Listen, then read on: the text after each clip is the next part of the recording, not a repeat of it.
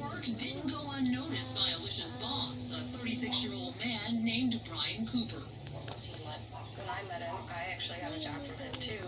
He was very friendly.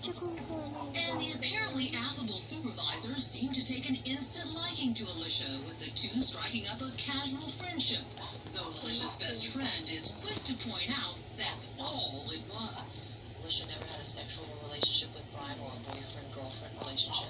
Not that I'm aware of. And you're her best friend. Correct. In fact, Alicia's mom thinks the main reason Alicia really hung around her much older boss was self-preservation. I think she was very afraid of losing her job. She had a baby that was coming to support, and this job had offered her, time off in the winter with pay, and she never had that before, being only 21. Alicia's loved ones also believe that's why she ended up saying yes when Brian Cooper asked her to accompany him to his sister's out-of-town wedding. She said, I need to keep this job.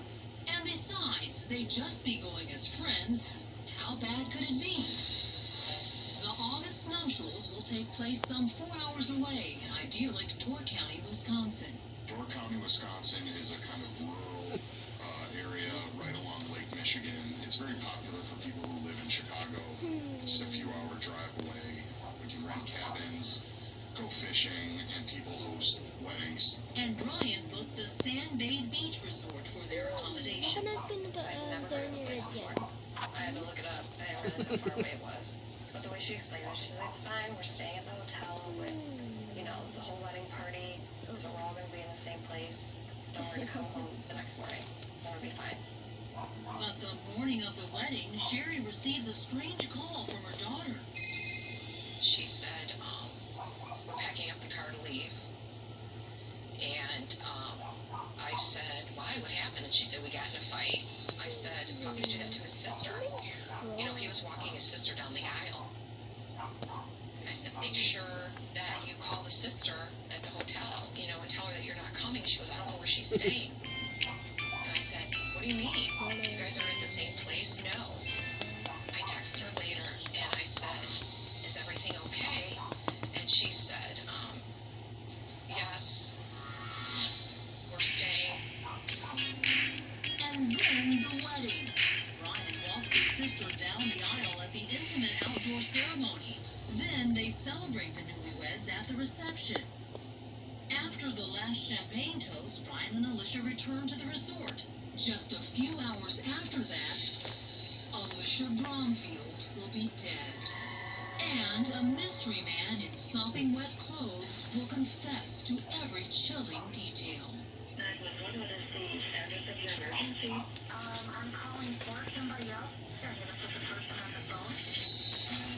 The morning after a beautiful lakeside wedding, gas station surveillance video captures a man in wet clothes walking in and up to the counter.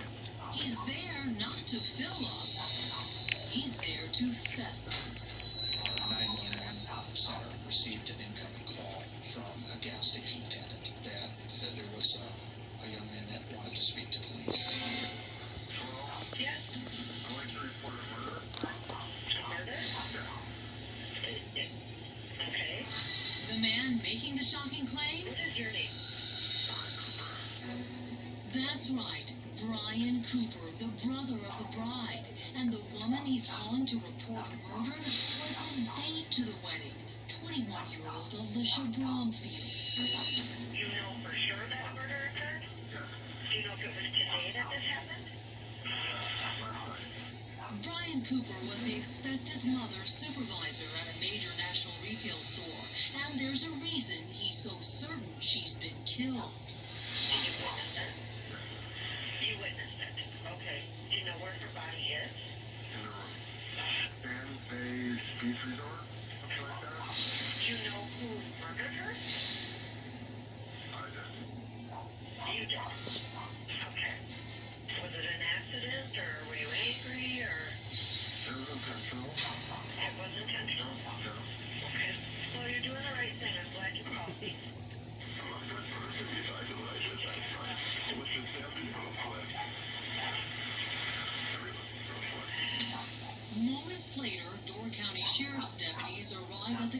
station.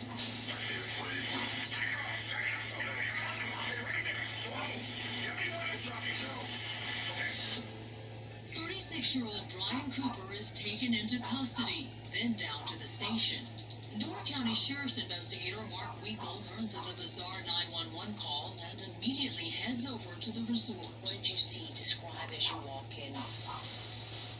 When I arrived, after opening the door, I could see a female decedent in her 20s. She was laying on the floor. She was nude, but did have a blanket covering her up to about her chest. Her head was on a pillow, and obviously deceased just appeared as if she was resting. A little closer examination of the body, you could see that there were injuries, bruising, scratch marks. While the ghastly crime scene is processed, Winkle heads to the station to interview Brian Cooper. On your way back to the ranch, to the sheriff's department, what's going on in your mind and what do you know you have to do? Well, I know that there's a lot of pieces to this puzzle that has to be put together. I know that I have to develop a rapport with Brian Cooper, and I need to extract or get as much information as I can from him voluntarily. Will the confessed killer continue to talk or clam up? So I'm check the door count. That way was last night. The reception. Yeah, who'd you call with? Alicia. How do you know Alicia? Co-workers. There's someone.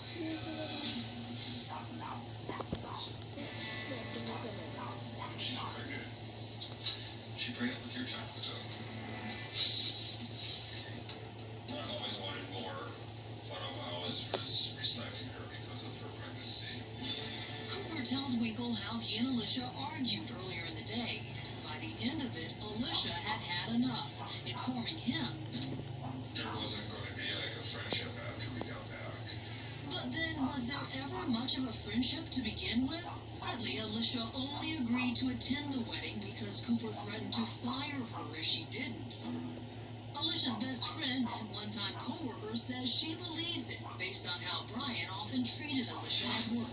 It was just a lot of forcing her to do things, like go to work and she maybe had a doctor's appointment, or she could come in and ask to me who she was as a person, just to make her feel that this is your number one priority, you always have to be here. It was also name-calling. Alicia had told me he had called her slash boy at work. But the icing on the hostile work environment cake was what Brian was actually saying about Alicia. He was telling other people and other coworkers that this is my girlfriend and we were about on a date and we never did. At least, not until that wedding. Cooper says after the wedding and reception, they go back to the room. That's when things take a tragic turn. She just went into the bed and I was drinking. Did she fall asleep? Yes. And what was going through your mind when she was asleep? The reality was setting in that there wasn't going to be a friendship when we got back, which was today. And you didn't want that to happen? I did. Okay. I was debating what I was doing, and so I was doing some prepping. Like thinking about her harming her. So you're doing some prepping. What kind of prepping? Well, I put some cores. I was thinking about maybe tying her up or whatever, but I didn't. So there was some cords like underneath the bed legs. It was like a cord from like a cell phone or something. I remember I got the plug in it. Maybe it was from my computer. I don't remember what it was. It was like a white one and a black one. Were you thinking of tying her up or strangling her with that? No, I was thinking of like tying her legs. But as she was sleeping, she was moving her legs. So then I decided that's just good. So when she's sleeping on the bed, where were you? I was just pacing outside and coming inside, having a cigarette, coming back inside. She's asleep. Were you getting more angry?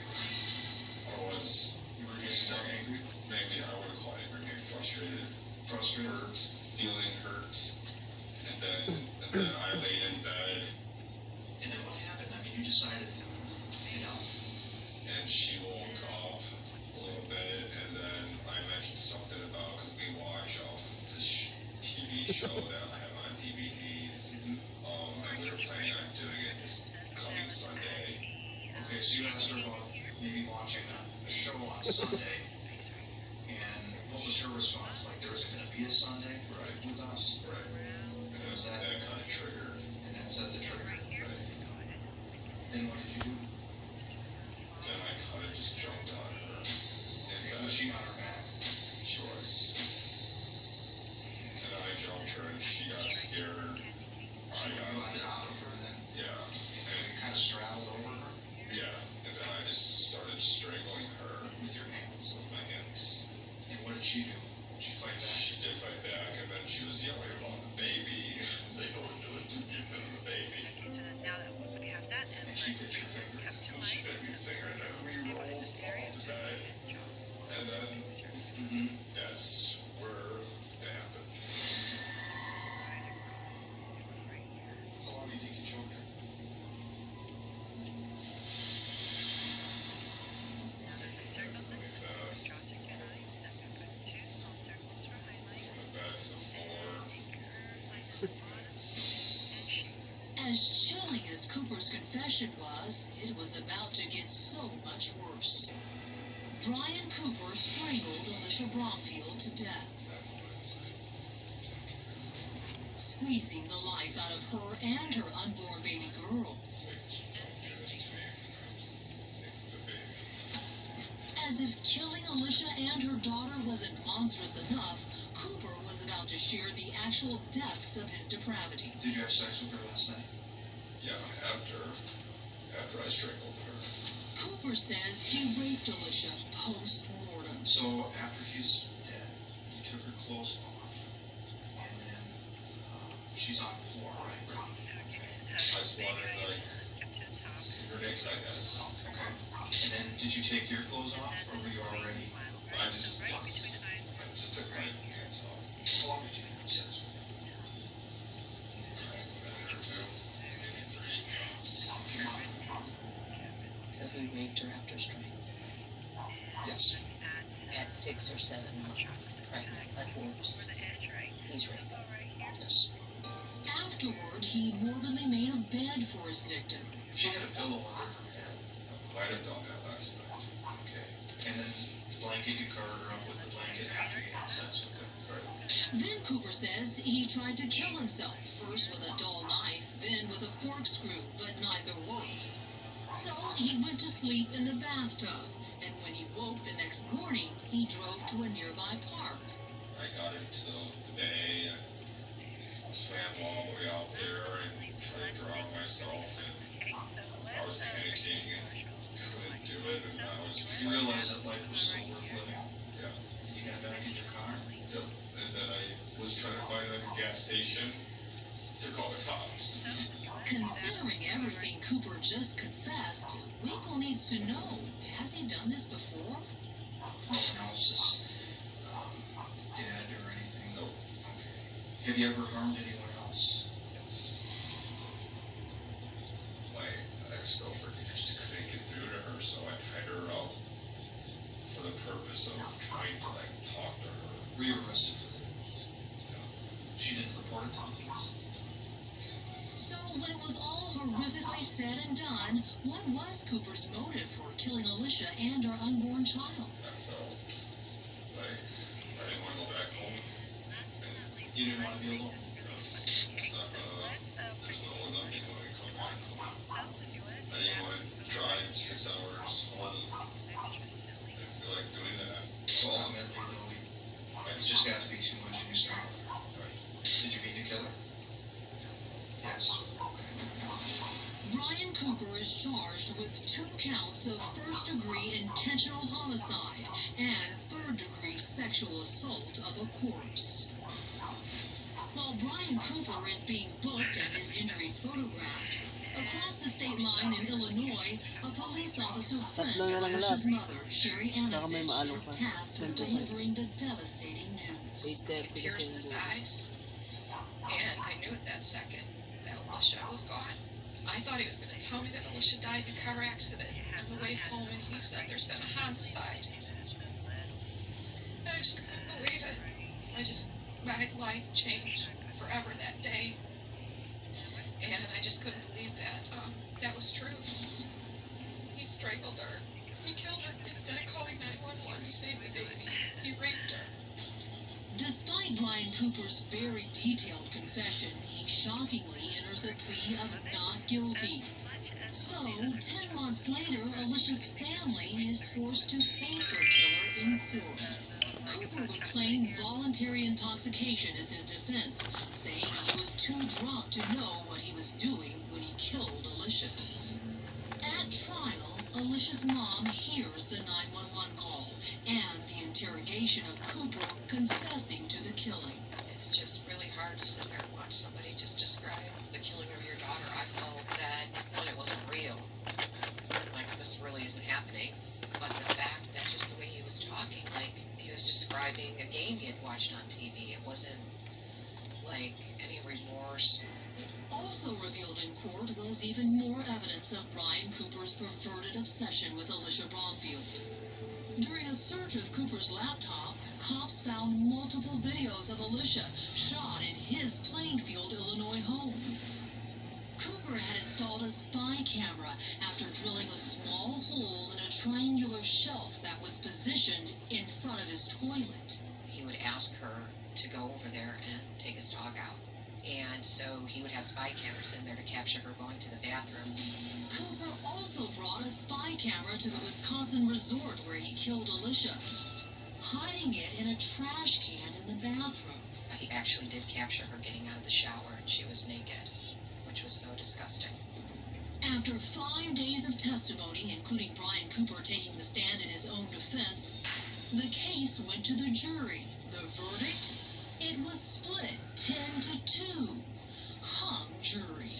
Alicia's mom, Sherry, was devastated and disgusted. I was so shocked that I walked out of the courtroom as soon as they said hung jury, and even more shocking, they were women. For two women to say that he was not guilty because they felt that he was intoxicated after hearing all the evidence was mind-boggling to me. When you heard that there was a hung jury, did you take that? It was just a punch in the gut. To me, this was a slam dunk. We had a crime. We had a defendant who confessed. We had the evidence that matched his confession. And that confession was videotaped. It was played in front of the jury. But 2 of those jurors believed his voluntary intoxication defense. A defense that Mr. Cooper was so intoxicated he didn't know what he was doing. I have to be honest with you, that didn't appear to be the case here, because he was able to recall the crime in such detail. He told you exactly step by step what he did. Step by step, with detail, and what was going through his head at the time. Brian Cooper is found guilty of the 3rd-degree sexual assault, but would he walk on the murder charges? At that point, it almost becomes real that he could get away with this, and that is a terrifying feeling. Jurors at Brian Cooper's trial watched him on videotape confess to killing Alicia Bromfield and her unborn baby girl. And while she's asleep then, did you decide to kill her? Yeah. And when did you kill her? His defense? Voluntary intoxication. Basically, Cooper said he was too drunk to be able to form intent when he committed the crime.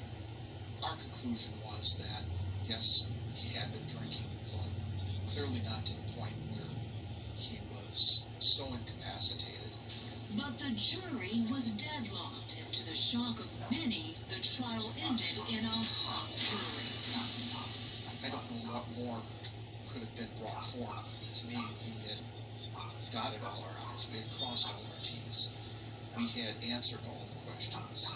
Devastated by the decision, nobody was about to take this lying down. You weren't giving up. No. You went back to the drawing board. We went back to the drawing board. And Alicia's mom, Sherry Anisich, was on a mission of her own. You didn't roll over and wallow in your hurt and pain. You stood up and you fought. Yes, never friend, family to sit in a courtroom and hear alcohol being excused for anything. So the very next day, we woke up and we had a meeting with all of Alicia's friends and family, and that's when we started lobbying to change this law. Former Chicago Tribune reporter Jeff Zazulowicz wrote about Sherry's new crusade. When I met Sherry and interviewed her, she told me about this whole effort, and she just said, I don't want anybody else to be able to use this defense. She took the tragedy of a mother losing her child in such a violent way and channeled all that energy into this campaign to convince lawmakers to change this law. And her hard work paid off. In an unbelievable feat, Sherry got the voluntary intoxication law banished from the books in Wisconsin and in 31 other states. I don't know how she did it. I don't know where she found the strength. I don't know how I would have gotten out of bed every morning after suffering such a loss. And yet she did it. But in a cruel twist of fate, It did not go for his trial. Cooper's voluntary intoxication defense was grandfathered in. He would be able to use that defense again in his second trial. But would yet another jury buy it? Almost a year later, trial number 2. It's very hard to be sitting probably 4 feet away from the person who killed your best friend. During jury selection, Sherry writes an impassioned letter to the district attorney. I said, please go up there and fight like this is your own daughter. Jurors would hear testimony from Brian Cooper, and in this trial, from wedding guests describing how inebriated he was or wasn't the night he killed Alicia. After about a week, the case went to the jury. Within an hour, we had our verdict. Guilty of 2 counts of first-degree intentional homicide for the murders of Alicia and her unborn child. When you heard that verdict read, how did you feel? I think I cried for 30 minutes. I couldn't even stand up. I was shaking. This man will never murder anybody again. It was a wave of relief and a sense that I knew he wasn't going to get away with it. You had to face the music yet? He had to know that I did this and I'm going to have to pay for this. Brian Cooper is sentenced to 2 consecutive life terms. For all who knew and loved Alicia, the pain of losing her and her unborn daughter, Ava, will never go away. What do you miss most about Alicia? I miss just being able to call her. I guess I learned that you don't really realize how easy it is just to pick up the phone and talk to somebody until you can't do it anymore. I wish she would have not gone to the wedding. She saw him for who he was, me too. Right. Yeah. Yeah, and that's just it. It takes one, run wrong decision. And Sherry, through her incredible heartbreak, wants others to learn from their tragedy. I wish that girlfriend would have pressed charges because maybe he could have gotten the help that he needed then. What you're saying is, if you see something, say something. Stand up and make a difference. You can help another family not go through the pain and the nightmare that our family is going through still.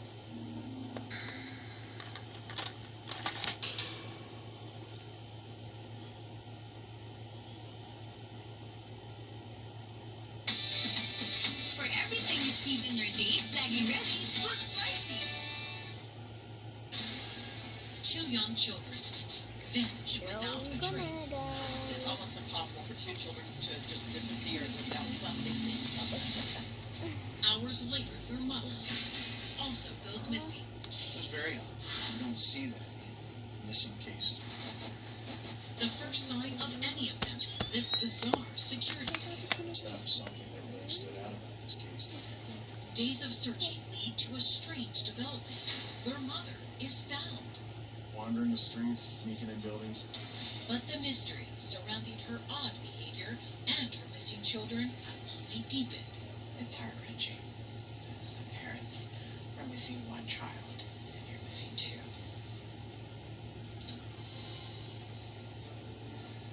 The last Sunday Troy Turner spent with his 3 kids was nearly perfect. It was actually my oldest son's first soccer game ever. A beautiful summer afternoon in Montgomery County, Maryland. We got snow cones and we went to the park for a couple hours. The sun was out, the kids were playing, It was early September and it was like 80 degrees, you know. everyone was having a great time. Right. Afterwards, Troy had to go into work, so he dropped his kids off and their mom, Catherine, at her parents' house. I kissed all the kids, told them I loved them, and then got in the car and drove to work. Troy and Catherine Hoggle had met years earlier at a bar in Germantown, where they both worked. Are you boyfriend and girlfriend? How'd your first child? By the time the child came, yes, but when she got pregnant, no. So that was a surprise, Yes. but a blessing. Yeah, definitely. By 2014, the couple had 3 kids, 2 boys and a girl. The oldest was 5, Sarah 3, and Jacob 2. Troy and Catherine weren't married, but raising their family together. What was your relationship like with her? I was committed to